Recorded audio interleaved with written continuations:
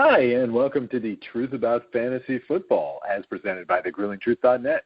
We're brought to you by Gridiron Mo, producers of the interesting interactive football app, which pits you against other football fans across the country in predicting the next play within a live NFL game. Do you think you're smarter than the average fan? Check out for yourself through Gridiron Mo at gridironmo.com or right here at thegruelingtruth.net. My name is Oz Davis. I'm substituting as host on the Truth About Fantasy Football tonight for Matt Andruscavage, who's on vacation and probably not talking about his San Francisco 49ers as they get, let's say, ready for the New England Patriots this weekend. However, joining me in the fantasy football chatter tonight is LaDonna Williams, a writer at Rivalry Sports over there at sportsblog.com. And we're going to get you more presents here at the Grueling Truth, LaDonna. Hey, tell me. I'm there. Well, that was easy. Okay. All right. I didn't think it was going to be that easy. All right. And joining us tonight is the co-host of the Titletown Huddle Weekly Green Bay Packers show here at the Grueling Truth and a participant on the NFL and college football Pick'em shows. He's on almost as many shows as me, Aaron Zepnick. Aaron, how's it going for you tonight? Can you believe it's week 11 already? It's like we're just doing the preseason shows for the fantasy football show, and I can't believe it. It's two-thirds over, basically, and it's kind of depressing. Well, you set me up for this. I wasn't going to complain. I was going to let you two brag first because I understand you had pretty decent weeks. But and now that you set me up, I'm going to complain. Jeez, Aaron, here I am in the Grueling Truth League. I finally got my team in gear. I've won 3 out of the last 4. I've won 2 in a row. And I logged on today, and I had this little YZ next to my team name, indicating I had been eliminated from a home field date on the first round of the playoffs and the playoffs. So I'm bummed. I was looking up, and I'm like, here I am. I'm going to go on the Seattle Seahawks, winning streak here, the Carolina Panthers winning streak, and just, sneak into the playoffs and surprise people. But no, 2/3 of the way through the season, we're done this season as far as I'm concerned. But anyway, Aaron, go ahead. Brag about your weekend. How good did you do this weekend? I actually went 1-2 this week. I scored a lot of points. I lost 133 to 110 in one league, and then another league I beat a guy that was vying for one of the worst spots with me. So I lost to him. My older brother from Arizona, who's the lowest in the league in points. So it's kind of like really double pity for me because he hasn't even really set his lineup most of the year, and he beat me. 59. You lost to the bye, buddy. All right, let's talk with a real player, somebody who could win this game. LaDonna, go ahead, brag about your weekend. Tell us how you did. Because this is probably it's been some time this happened. 4 for 4. I went 4 for 4. Clap. Yes. I would like to thank, there's a couple of players I would like to thank out there. I have my guy Ezekiel Elliott on a few teams. Thank you. I wasn't even paying attention to the not-so-secret crush of a Cowboys fan. Yes. I wasn't even paying attention to the Vikings game. But I would like to thank Stephon Diggs because he was just out there beasting for me. Oh, he's killing me. And let's see. Oh, and that guy, David Johnson, he did some really good work for me. Oh, yeah. Aaron's friend from the very first show. He's been pimping him since the very first show as the number one player in the league this year. How the hell did you get David Johnson and Ezekiel Elliott? No, I don't have it. Actually, I would have had him, but there's this guy in front of me, and I had my Ezekiel Elliott jersey on. I didn't get him in that league. But in my other league, I actually have Ezekiel Elliott. And who is my second running back? I am trying to think. I have James White as my backup, And I was actually doing okay. And then my running backs decided just to go completely. But that one year, the one year that I won, it was when Jamal Charles. Yes, I had Jamal Charles. I had DeMarco Murray when he was with the Cowboys and had that great year. And then I picked up C.J. Anderson. So my running backs won everything for me. Wow. Yeah, that'll do it. I mean, Aaron, you got to understand, she's got a lot of players to brag about. She's got a lot of winning teams this weekend. So she might be here for a while. But let's channel LaDonna here because, here on this show we do things like on a lot of other fantasy football shows. We have very clear categories for how we talk about things. So let's talk about studs and duds. Sorry, we don't have a more original name for this segment. Give us a few more of your studs this week, LaDonna. Well, you already know one, so right. We'll just skip him. There's another one. There's a couple of them that are on my list, and I was like, really? My first one, Big Ben. Yes, I knew he was going to do good. Yes, I knew I knew it was going to be hard to keep him contained. I knew this. Last week it was a fluke. I don't know how the Ravens did it, but they did it. And he got a 408 yards, 3 touchdowns. That's the Big Ben I know. Right. Well, here's the thing, LaDonna, and I dropped this on the other football podcast last week, was that, okay, I heard this stat, and this blew my mind. Ben Roethlisberger, coming back from an injury, is 2-7 now because he lost to the Ravens last week. That second week after the injury, he's 7-2. So here you go. I mean, this is good reason why he won this week and lost last week. Here's a guy who tends to come back a bit too early. But the amazing thing for me is I can't believe in his career he's had to come back from injury 9 times so far. But I think he's made of plastic. I think he's made of plastic. Seriously. Hey, Oz. Go. I don't know if it's so much that he comes back too early, or do they force him back against a tougher divisional opponent instead of waiting another week? You know what I'm saying? Yeah. Well, I think that's probably valid that he comes back a little bit too early at times, but I wonder if it's, if we're going to have any chance of winning this division, we need our leader out there, we need our quarterback out there. And I think a lot of teams that are in the playoff contention do that.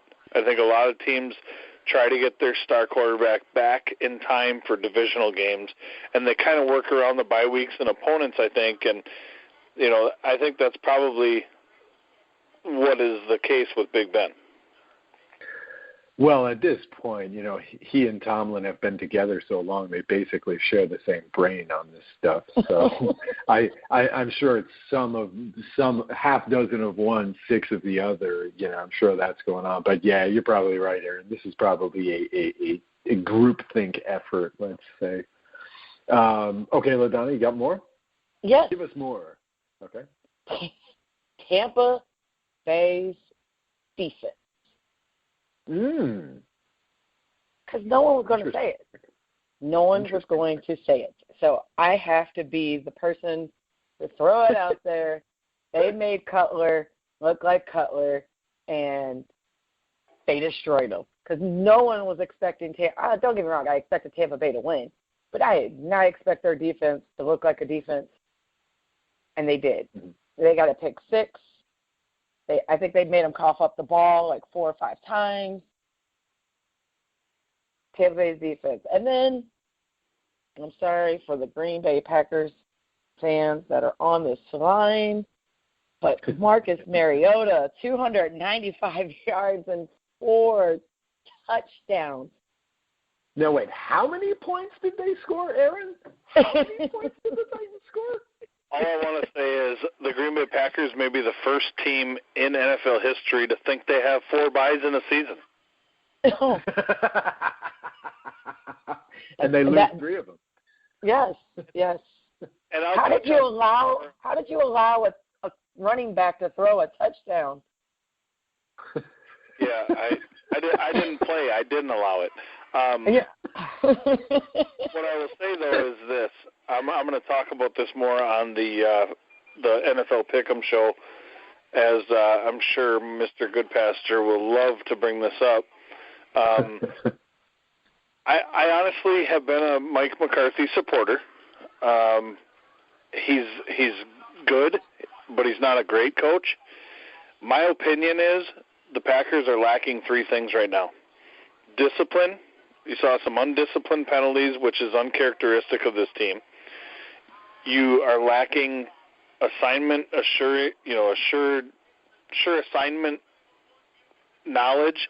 There's a lot of broken communication, a lot of wasted timeouts, a lot of stuff you shouldn't see in Week 10. And also effort. And it comes down to coaching. It comes down to coaching, and there's so many people that disagree with this. The players got to make plays. I agree. A muff punt, not coaching. Fumble, not coaching.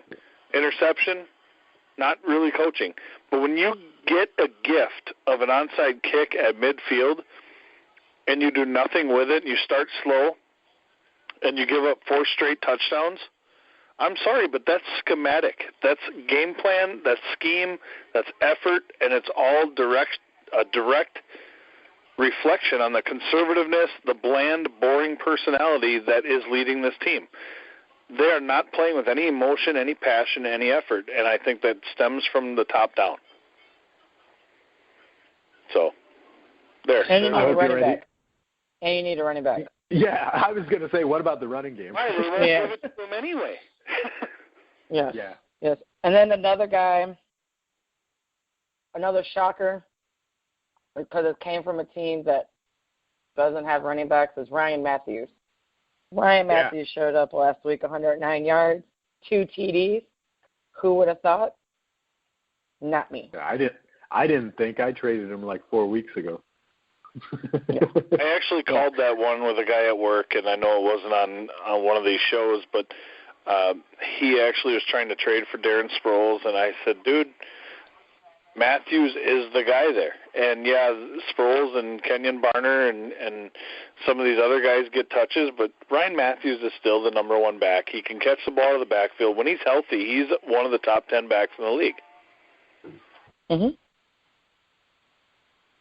And then, of course, you have a wide receiver, too. Like, their game is out there. It's just so hit or miss. Like, they can't just win with, like, I'm not saying any team can win with mediocre players, but if all of them are playing mediocre and getting it done, they could win.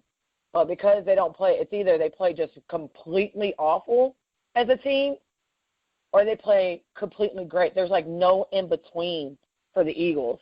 And I think if they would get more consistency and you try to figure out your run game, you try to figure out who we all know it's Matthews, but someone else has to step up in that wide receiver core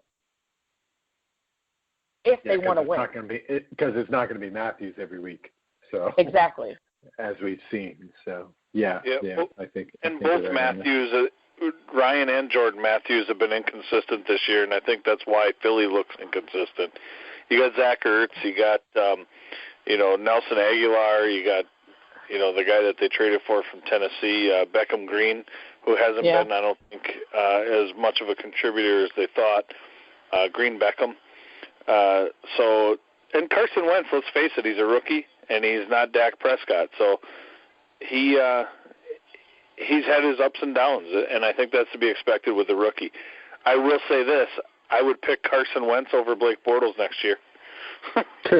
Yeah. Next year, I would. Good next call. year, I probably would. Yeah. I probably would. Good call. And then I think I got one more. Not really so much a stud, but Blunt, or Garrett Blunt. If it wasn't for him, the Patriots would not have scored at all. He had 69 yards and he had 3 TDs. So I don't know what you mean by not a stud. I mean, Blunt has been awesome all year. Oh no, but I'm saying, like, everybody thinks, like, when you talk about studs and duds that you're going to talk about somebody with 100+ yards. Oh yeah. No, he had 69 yards, but like I said, the Patriot wouldn't have scored if it wasn't for him because he had their 3 TDs. Yeah, 3 touchdowns is a stud. I don't care what fantasy format you have. Touchdowns mean that's 18 points. And they exactly. They gave him 3 shots for 3 yards. If it's 3 touchdowns, it's still 18 points. They gave him a bunch of shots at the 4th touchdown, too, at the goal line on that last play, on that last series. Absolutely. I had him on my Yahoo team. I'm like, come on, one more. He was my only outstanding player on that team this week. Okay, well, you tell me, Aaron, what do you have in this category here? Who are your studs of the week? Well, Stephon Diggs I have in my Grueling Truth League, and he had 13 for 164 and a touchdown. I think he had a pretty good week.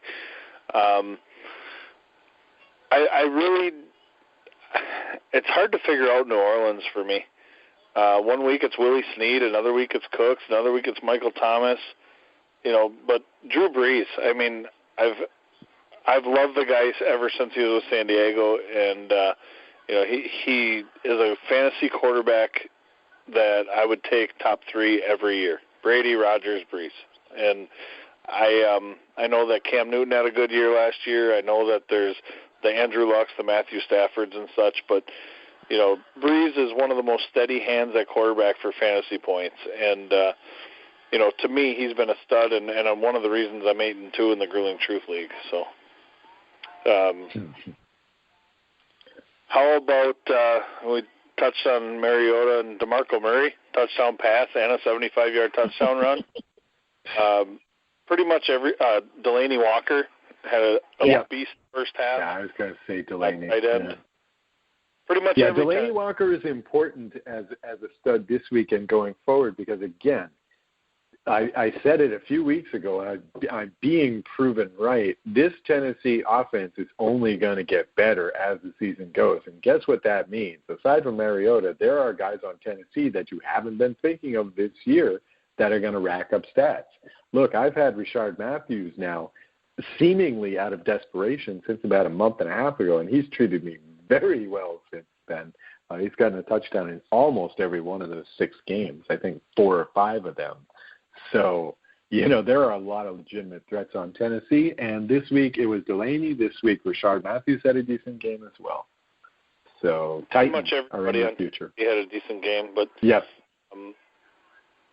They have some talent at wide receiver, and they didn't trade Green Beckham away to Philly for nothing. I mean, they knew they had Tajay Sharp, who was probably looking very good in training camp. They have Rashard Matthews. They have Delaney Walker. They have DeMarco Murray and Derrick Henry. They have every piece that you need. Delaney Walker can catch the ball from anywhere on the field. He can stretch the middle of a defense. He can do a lot of different things. When you have that tight end, and I think that's what the Packers lack more than anything is the tight end. And, you have 7 receivers, on your roster, and you dressed Justin Perillo and Richard Rodgers, and Rodgers was on the field pretty much every snap. So I just don't understand that, and people say, they need a running back, What they need more than anything is a tight end, in my opinion, like a Delaney Walker. So I would say start your, we'll get into sit 'em and start 'em, but start your Tennessee Titans this week. Start your New England Patriots this week. Anything that play. Don't forget the Steelers. Anybody but Coates, because Coates has several broken or something wrong with his fingers. I just read several or fractured. So anybody from the Steelers but him. Absolutely, I agree with all 3 of them teams. It's going to be, Pittsburgh's playing Cleveland, and I think that all 3 of those teams can put up big numbers this week. Mm-hmm. Okay, good.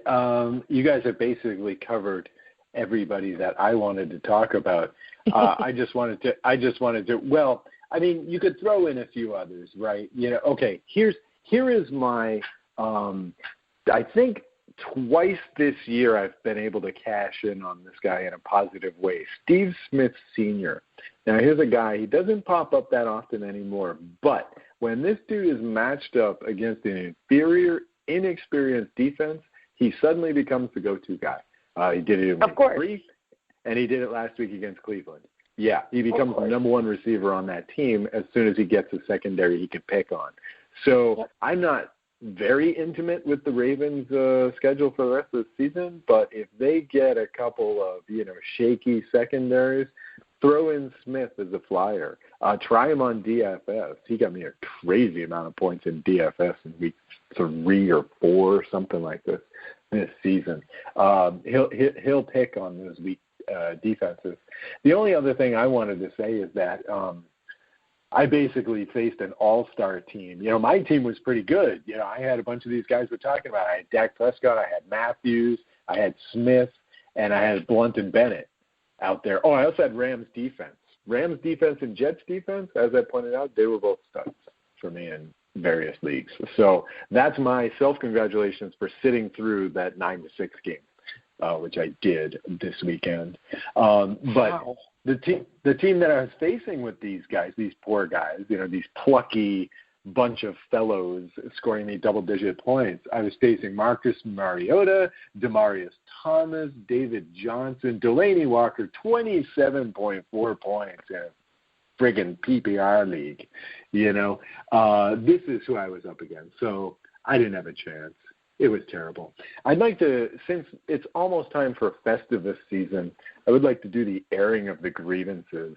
I just want to put a couple of guys permanently into dud category now because I'm so tired of them. And these would be Emmanuel Sanders and Todd Gurley.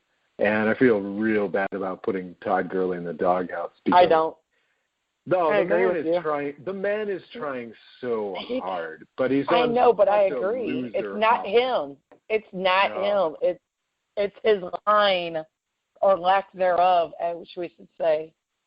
It's awful. And as a Rams fan and as a fantasy owner of Gurley, what disappoints me, what scares me most is, I look at this guy, I've seen interviews with guys. This guy looks like one of your prototypical, I'm going to retire in 5 years kind of guys. Especially if he doesn't get a winning team in front of him. It's going to be really a shame because, this guy I think is a generational talent, and I get the feeling he's going to retire early after an experience like this. It's just like, it's not his bag. Football isn't even his game. He wanted to play basketball, So I just feel bad about Mr. Can we put Mark Ingram? Can we put Mark Ingram on that list? Oh, sure. Please, because he came back to reality last week. Well, this week he came back to reality. That last week, and everybody went and picked him up because he got like over 100 yards. He ran all over, and then he came back to reality. No touchdowns, 50 yards, and playing with Drew Brees. Yes. Let's keep in mind they did play Denver. Denver has a pretty good run defense. I don't think there's many running backs this year that have scored a ton against Denver. Maybe a couple, Tevin Coleman, the few. But New Orleans basically did. But let's talk about their schedule coming up. They play the Panthers on Thursday. They play the Rams, which their defense isn't that shabby against the run. No. Against the run. Good against. Yeah, they're playing the Lions. They're playing Buccaneers, Cardinals, the Buccaneers again, and they end the season with the Falcons. I don't see him having like one of those great of games. Well, Tampa Bay's defense is average. Atlanta's defense is poor. Yeah. But it's division games. That's the only reason I'm even bringing them up, because division games, something changes altogether. Like, I've watched Julio forget how to catch the ball against, a division rival. It's something about, especially. What changes, it seems like to me, is that the active parts of your depth chart get smaller. You know what I mean? And, here's Ingram now. He's about the 4th or 5th friggin' target on this team. Once they go into a crunch game with Atlanta, it doesn't matter if the final score is 42-38. Ingram's just not going to get them any looks. Yeah, they're going to go to the number 1, 2, and 3 guy 90% of the time. That's what's going to happen. And we can talk about this more during the waiver wire pickups. Yeah. Sure. Tim Hightower and Mark Ingram are actually splitting time now, so I think the days of Ingram getting 20-plus touches are numbered, and I agree. I think he should go into, what I would consider as dud category. But another guy that I think was a dud this week, and I don't expect him to have a much better week this week, playing the Los Angeles Rams run defense, is the 200-yard guru, Jay Ajayi. I don't see him putting up big numbers this week, which is unfortunate because I have to start him in one league because I have other guys on bye. But I definitely think that Jay Ajayi is a sit-em this week, and don't expect him to put up more than 7-8 points. All right, let's go start-sit. Give us more start-sits. Hold on, before we do that, I thought it was funny. I forgot to tell you guys. So I'm prepping for the show, and I'm looking at who didn't do good on Pro Sports. Can't even get the website out. I'll figure it out. Give me 2 seconds. But Emmanuel Sanders plays for the Dallas Cowboys now, according to them. So somehow we picked up Emmanuel Sanders, or someone's going to get fired. One or the other. Wow. Now that's an editorial mistake. I'll have to remember that for Good Pastor next time he gets on me for a typo. Right. Okay. All right. What do you got, Aaron, for us? So we talked a little bit about Ben Roethlisberger. Start him this week. Start Marcus Mariota. Start Kirk Cousins against the hopeless Packers. And I would say start Tom Brady against San Francisco, obviously, is a must-start. Russell Wilson, sit him. Sit Russell Wilson this week against Philadelphia's front seven. I don't expect Russell to put up big numbers. I think Seattle will be ahead in the game, but I think it'll be because they were able to run the ball, and I don't think that Russell will put up big numbers. I'm also going to go out on a limb here and say sit Dak Prescott against Baltimore's stingy defense. Wow. I think Dak. I don't think Dak will put up big numbers. I think they will be able to run the ball on Baltimore, and that's Dallas' strength. While we're talking about Dallas, start Ezekiel Elliott, start LeGarrette Blount, sit Ryan Matthews, believe it or not, playing against Seattle's defense. I think Seattle's defense allowed 3 rushing touchdowns to LeGarrette Blount, but Ryan Matthews is no LeGarrette Blount. Different running styles. Start DeMarco Murray, start Le'Veon Bell, sit David Johnson. If you have 2 other really good backs and you're in a 2-back league, that's a guy I would consider actually sitting this week against Minnesota's defense. Sit Doug Martin. Me small. Sit Doug Martin, sit Lamar Miller. Both play Kansas City and Oakland. Both have decent run defenses. Start Spencer Ware and Jordan Howard this week. Both, I think, will have big games at running back. Wide receiver-wise, start any Washington Redskin, especially Jamison Crowder. I think Jamison Crowder has a big week this week against Green Bay. I sit Doug Baldwin and Jordy Nelson. Start Antonio Brown, obviously. Start Allen Robinson. Start Blake Bortles this week if you have him. Detroit's defense not very good. You're killing me. I just want you to know, my insides are hurting right now. Start Brandon Cooks against Carolina's weak pass defense. They have a good run defense, weak pass defense. Start any Tennessee player you have. Tajay Sharp even would be considered a decent flex or a wide receiver 3. Tight end, start Vernon Davis and Jordan Reed versus Green Bay. Linebackers can't cover. Start Cameron Braid against Kansas City. I think Jameis Winston will have to dump to him early and often. Martellus Bennett and if Gronk plays, they both start. against San Francisco. I think you start Julius Thomas at tight end. I think you also start Anthony Fasano, backup tight end at Tennessee. I think that Delaney Walker could draw a lot of attention. Still start him, but I think Anthony Fasano would be a decent play if you're struggling with a bye week at tight end. Jimmy Graham start. Zach Miller start. Dennis Pitta start. Them are some sleeper starters that we don't generally talk about. Dennis Pitta, I think, will have a good week against Dallas. I don't think Dallas covers the tight end as well as they cover the receivers. So I think if Baltimore's going to have any success, they're going to have to get Pitta involved, and they have been getting him involved more and more. Well, Pitta's been Flacco's number one target, and the thing, what you should be arguing here is that of the few successful passes completions Flacco's going to get, they're going to go to Pitta. Exactly. In a game when you can't really depend on Flacco, although I think this game's going to be a lot more high scoring than people think. If you can't trust Flacco, you can still trust Pitta. Okay, those completions are going to go to somebody. Now, I'm going to give LaDonna a chance to beat you up a bit, Aaron.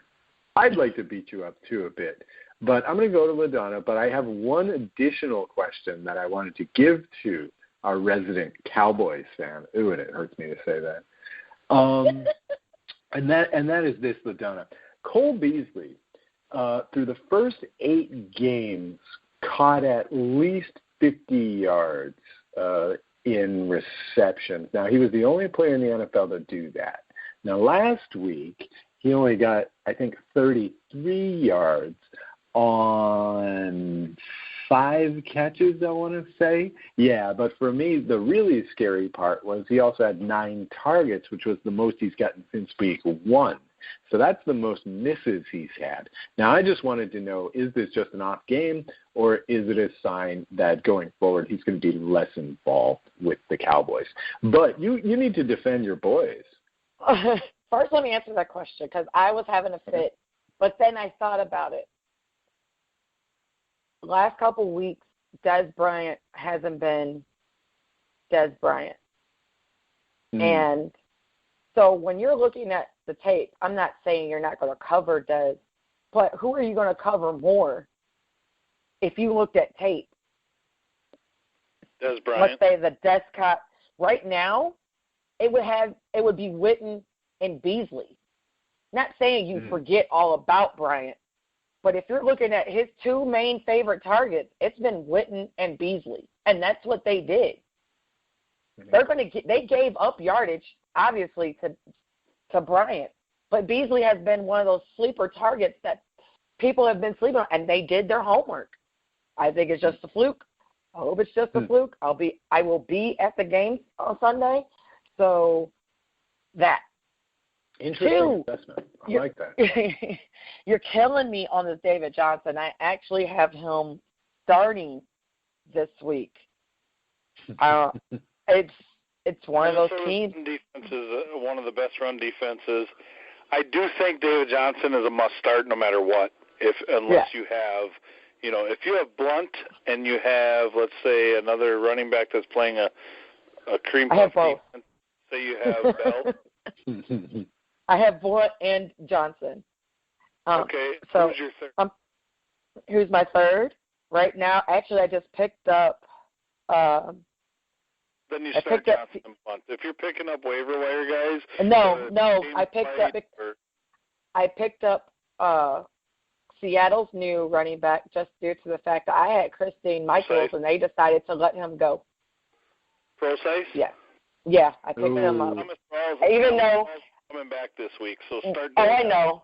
Oh yeah, I'm starting David Johnson. That was a no-brainer. But and then of course I picked up Deion Lewis. I'm waiting on one of them to see if Deion Lewis goes off, and I have Blunt, and they decide to push back. Deion Lewis is in the doghouse in New England. Don't count on him.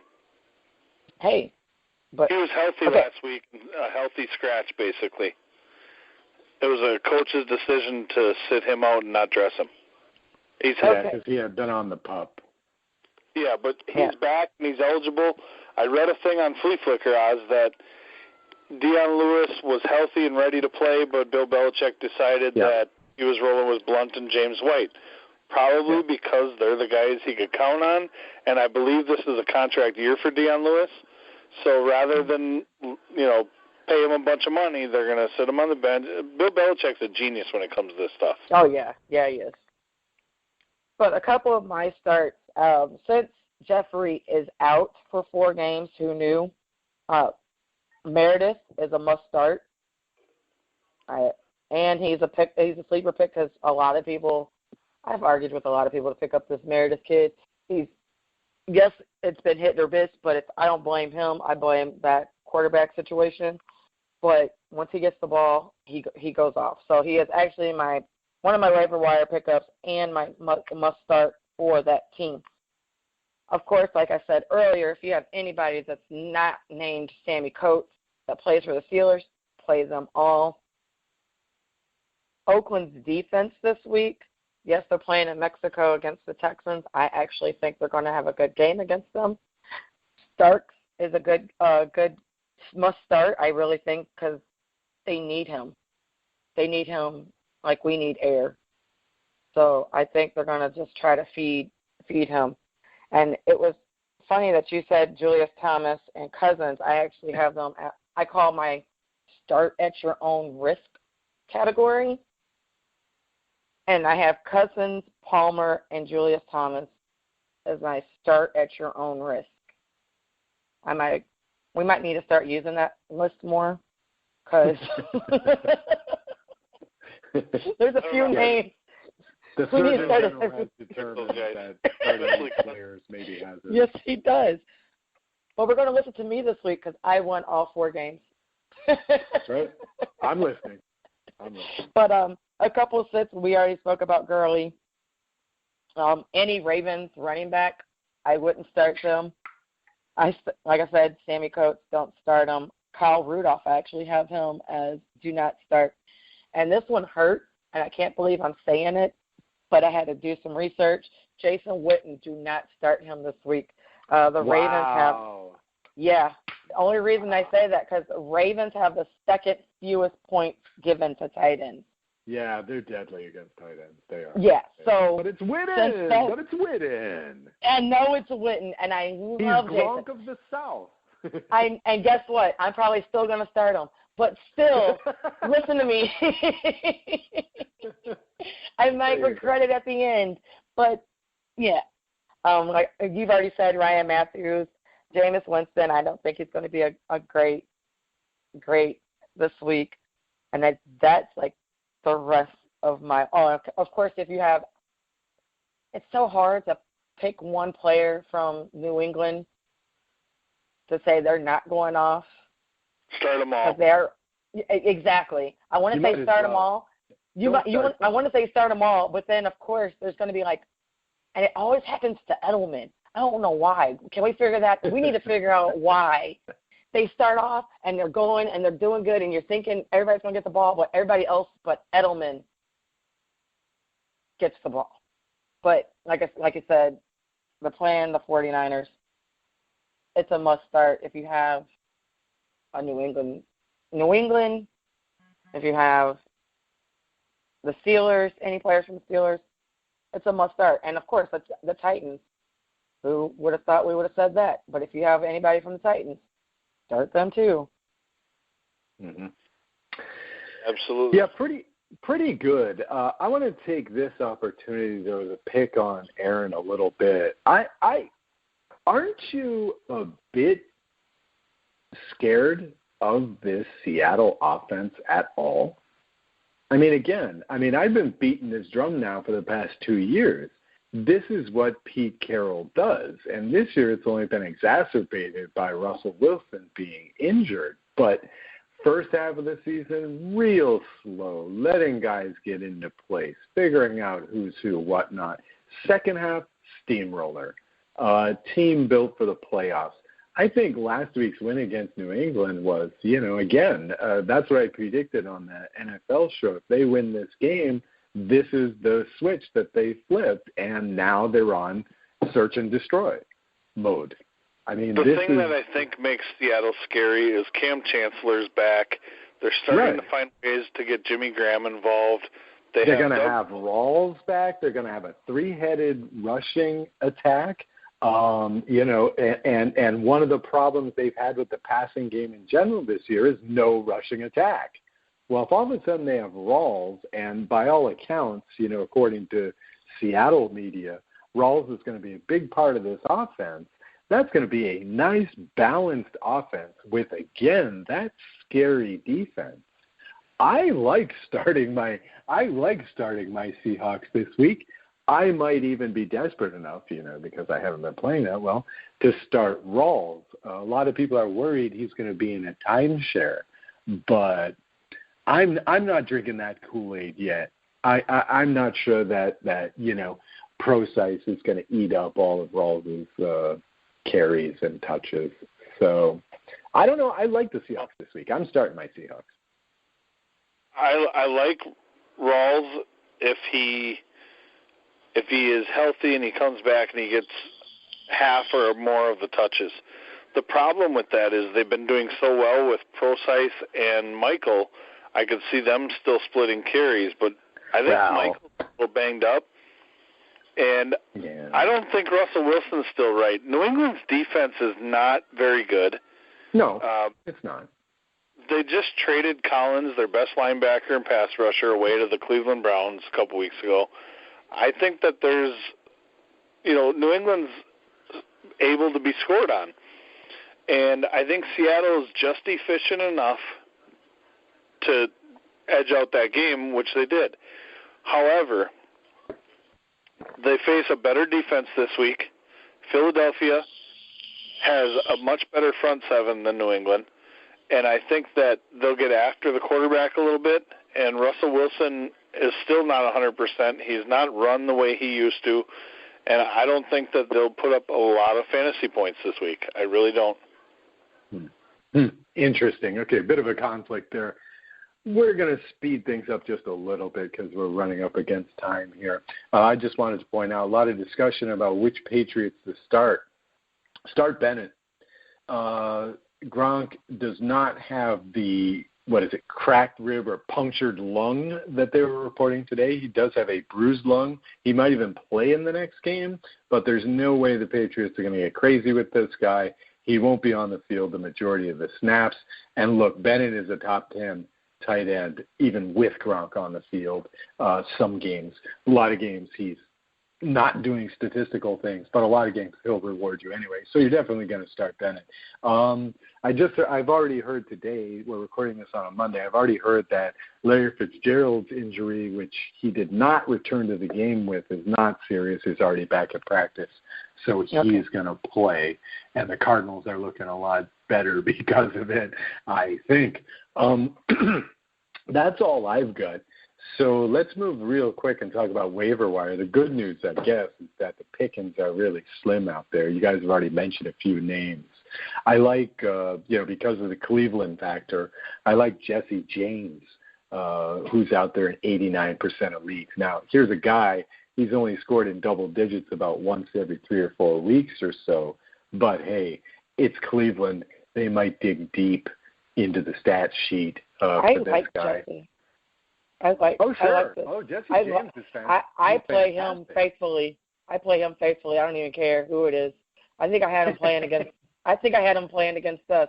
That's just like my faith in him because he is that sleeper tight end. He's not because he's still not well known. So I'm going to play him. It's the only problem is some weeks he'll get you 3.6. That's the only problem with him. One good tip I heard on another podcast this morning, so I'm just going to rip it off here. If you're looking at playing in the playoffs or your extended season, make sure you're handcuffed. Stuff like pick up Jalen Richard if you have Latavius Murray, who's never, necessarily the number one back anyway. Some weeks, I know I've had Murray all year. But yeah, make sure you handcuff. For defenses, I think my number one pick, my 4-star pick this week is going to be the Giants. I mean, there's other defenses. Kansas City has actually been treating me really well, but most of the proper defenses that you want to pick up are probably already owned. But out there on a lot of waiver wires are the Giants, and they're just starting to come together on defense after shelling out a lot of money in the offseason. And they get Chicago this week, who looks like they're back in Bears mode, which is to say, we just don't care. So I think the Giants defense could maybe even pitch the shutout here. Speaking of Bears, I think one of my waiver wire pickups is Jeremy Langford. Just due to the fact that Jordan Howard, he suffered an injury and did not come back. And this is just an assumption that Howard is not playing. Wow. Jeremy Langford would be a great pickup this week. And we already spoke about James Starks. He's out there everywhere. He hasn't played, since week 2, 3? Mm-hmm. So he's another one that clearly should be picked up. Colin Kaepernick, I like him this week. Even though I don't expect them to win, I expect him to get the ball around. Because think about the last game. I understand it was 400 yards last game, 2 weeks ago. Like the last game that he played against them, I understand it was a couple years ago, but the last game he played against them, he had a pretty decent game against them. So Colin Kaepernick is one of my, if you are desperate for a quarterback. Yep. he is. We're going to put him on start at your own risk. I like him, but start at your own risk. So do not come back. Well, you said start him. No, I said start him at your own risk. I think Colin Kaepernick would be a great pickup right now to even stash and not start him this week, but start him the next 2 weeks, Miami and Chicago. And then he's got the Jets, Atlanta.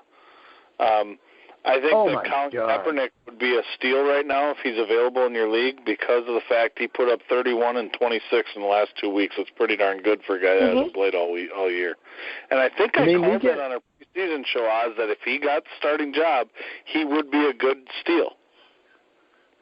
Yeah. Okay. Yeah. Kudos. I, for one, cannot believe we're getting Tannehill versus Kaepernick next week. And both of these guys are reviving their careers. Primetime game, right? Yeah, that's a bit weird, yeah. Oh. Is it a primetime game? Miami, San Francisco? I seriously doubt it. I hope not. I seriously doubt it. Aren't they in flex territory now anyway? Can't they, switch that later? Yeah. Yeah, so there's no next week. Does it start week 12, right? I think so, yeah. Yeah. Let's they got hope. They got pretty lucky with Seattle, New England. That was the best. That was one of the better games this year. And from what I understand, is the primetime killer. They're the ones that get the good games because they can flex. And, now they haven't done so well this season. Games they have to do something to make those the rivalry games or something. I mean, I don't want to watch Tennessee and the Browns or whoever it was that the Browns played last week. They should just have a derby game. Every year. Next week, Miami. Yeah, next week we're actually. It shouldn't be that bad. Next week it's Chiefs and Broncos. Not this week coming up, but next week it's Chiefs and Broncos. It's the Sunday night. Monday night it's Packers Eagles. Okay. So games with playoff implications. That could be the official nail in the coffin of the Packers if they lose this week. Yep. So go Packers. I need you guys to win because you're playing the Eagles. I'm never cheering for that. Negative, Ellie, and I don't like sounding that way. I'm a diehard fan, and I really, really love the Packers, and I hope that I don't turn Packer fans off. As bad as they've played, as bad as they look right now, they're one game out of the division lead, and they still play the two teams that they're vying with, and we do have a chance to win every game we play with Aaron Rodgers at quarterback. I'm sorry. I know our defense needs some work, and they've actually played really well until the last 3 weeks. But we need to get healthy and make a run here. And I think these next two games will be the teller if they're going to or not. Nah, it's the year of the upset. Detroit's going all the way. No, the year of the – we're going to say the week. I'll put the crack pipe down. Oz, I'm following your lead because I said this earlier. My bold prediction. You have to have one bold prediction in your life. Well, I do it weekly, and this week. That's a good way to approach it. You got 16 chances. Exactly. I think the Browns are going to get a win. I think the Browns are going to beat the Steelers. Yes. You stole my thunder. I was going to pick that on the Pick'em show tonight. Yes, that's my goal. That is my bold prediction of the week. Last week, my prediction wasn't too horrible. Lamar Miller only had 83 yards, no touchdowns. So I wasn't completely off, but this week they're playing in Cleveland. Yes, Pittsburgh's is the favorite, but I'm guessing Cody Kessler. I'm throwing it out there. He has like a 250-yard game, and he has 3 touchdowns and 1 or fewer interceptions. Wow. Okay, on that prediction, that was way after the final gun, so we got to sign off here. So I'm signing off real fast. I'm Oz Davis for LaDonna Williams and Aaron Zepnick. You have been listening to The Truth About Fantasy Football as presented by thegruelingtruth.net, where the legends speak.